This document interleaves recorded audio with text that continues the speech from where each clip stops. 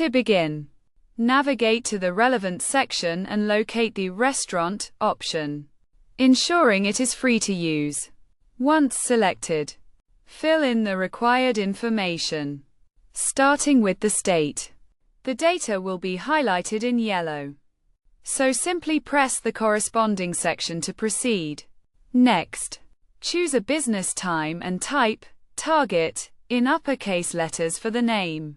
The address can be any random or real location, such as 67 Harbor Link, New York.